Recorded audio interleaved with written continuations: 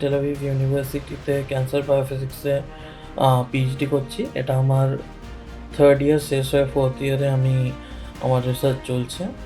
আমার নিজস্ব রিসার্চের যথেষ্ট ব্যস্ততা আছে, তার মধ্যেই ওয়ার শুরু হয়েছে এবং স্বভাবতই এটা আমরা অনেকেই কিছুটা হলেও আমরা এক্সপেক্ট করেছিলাম, কারণ আমাদেরকে অনেক আগের থেকে আমাদের এখানের গভর্নমেন্টের থ্রু বা আমাদের পিআইরাও এইসব জিনিসগুলোকে আমাদেরকে বলেছিল যে একটা হালকা হলেও মানে চান্সেস আছে যে ওয়ার হবে।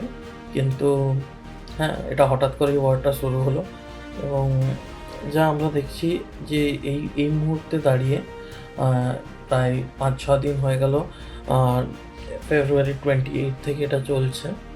তো প্রথম 28 বা মার্চের 1 তারিখের মধ্যে সেই সময় যে মিসাইলের ঘন ঘন আসাটা অনেক বেশি ছিল।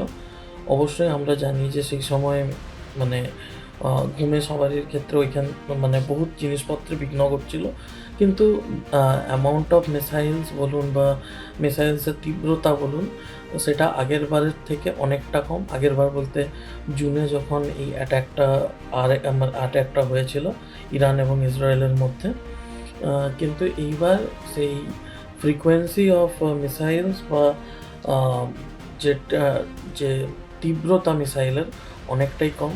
এবং ধরে নিন সে সময় প্রায় আমাদেরকে 15-16 মিনিটেই একবার করে আমাদেরকে বাঙ্কারে যেতে হচ্ছিলো, কিন্তু সে অর্থে আজ পর্যন্ত মানে এখনও পর্যন্ত আমরা প্রায় দিনে 6-7 বারই মাত্র আপনার সাইরেন পাচ্ছি, এবং সাইরেন প্রায় 10 মিনিট আগে আমাদেরকে অ্যালার্ট করে দিচ্ছে যে আমাদেরকে যেতে হবে বাঙ্কারে। তো জিনিসপত্র অনেকটাই সুষ্ঠুভাবে চলছে। হ্যাঁ, অবশ্যই আমরা ভয়ে ছিলাম যখন আমরা জানতে পারি যে ইরানের খামেনি যখন মারা যায়, তখন আমাদের কাছে খবর ছিল যে হয়তো জিনিসপত্র আরও ভয়ানকতর দিকে যেতে পারে।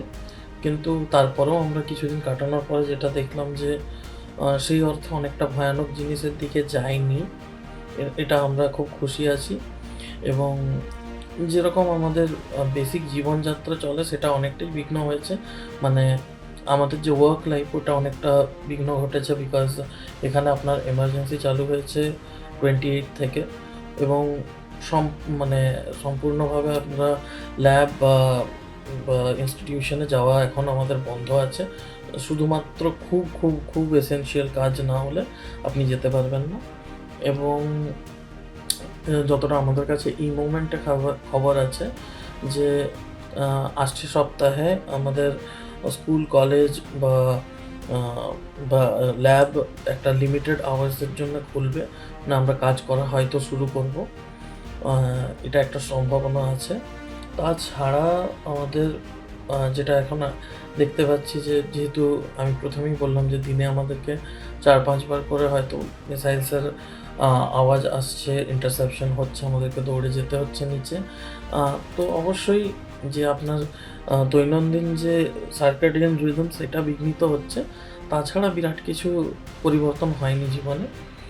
এবং আগের বারের চেয়ে এইবারের যে মিসাইলের যে ঘন ঘন আসাটা অনেকটা কম, তো আমরাও অতটা বেশি স্ট্রেসড না, অতটা বেশি উদ্বিগ্ন না, এবং আমাদের ফ্যামিলিকেও আমরা জানিয়ে রেখেছি। তো তারাও মোটামুটি এই মুহূর্তে অনেকটা শান্ত আছেন, কেননা তাদেরকে বলা আছে যে কি হচ্ছে না হচ্ছে আমরা প্রতিক্ষণের খবর দিই। তো অতএব ওনারাও এখন অনেকটা নিশ্চিন্ত, কিন্তু সম্পূর্ণভাবে নিশ্চিন্ত বলা চলে না। তারা তখনই সম্পূর্ণভাবে নিশ্চিন্ত হবেন যখন যুদ্ধ পুরোপুরি শেষ হবে।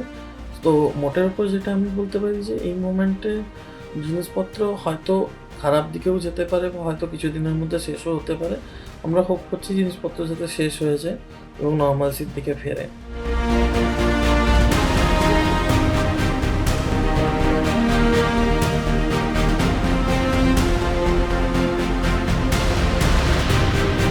ফলো করুন সংবাদ প্রতিদিন ডিজিটাল।